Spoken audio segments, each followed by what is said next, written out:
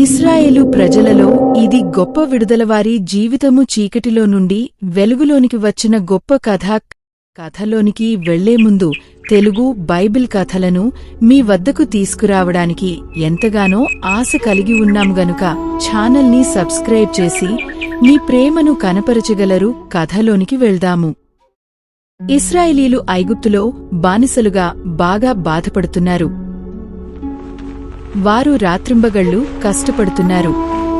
ఫరో యొక్క క్రూరమైన ఆజ్ఞ క్రింద కష్టాలు అనుభవించారు.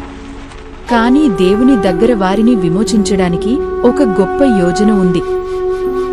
ఒకరోజు మోషే అరణ్యంలో గొర్రెలను కాపాడుతుండగా ఒక పొద అగ్నితో మండుతున్న కాలిపోకుండా కనిపించింది.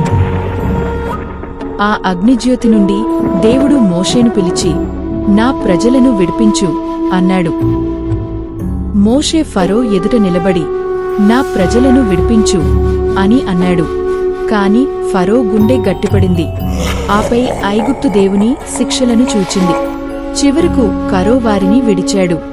ఆశతో నిండిన ఇశ్రాయేలీలు ఐగుప్తును విడిచి బయలుదేరి వాగ్దాన భూమి వైపు నడక మొదలుపెట్టారు.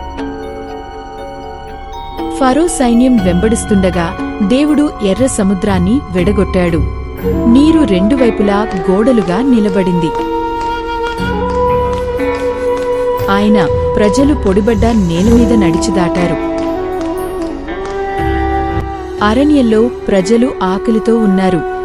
దేవుడు పరలోకము నుండి మన్నాను కురిపించాడు. రాయిని కొట్టగా నీరు వచ్చింది. ఆయన ప్రజలను ఎప్పుడూ విడిచిపెట్టలేదు.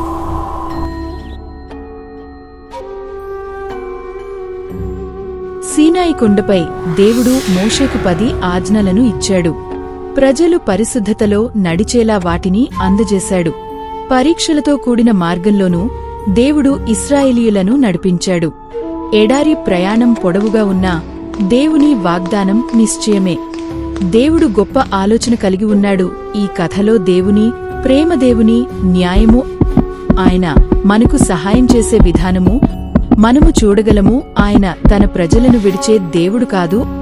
ఆయన ప్రేమ ఎప్పుడూ మనకు తోడు ఉంటుంది. ఆమెన్. అలాగే ఇశ్రాయేలీల ప్రయాణంలో ఏం జరిగిందో పార్ట్ 2లో చూద్దాము. సబ్స్క్రైబ్ చేసుకోండి. కథలోనికి వెళ్లే ముందు తెలుగు బైబిల్ కథలను మీ వద్దకు తీసుకురావడానికి ఎంతగానో ఆశ కలిగి ఉన్నాం గనుక ఛానల్ని సబ్స్క్రైబ్ చేసి మీ ప్రేమను కనపరచగలరు.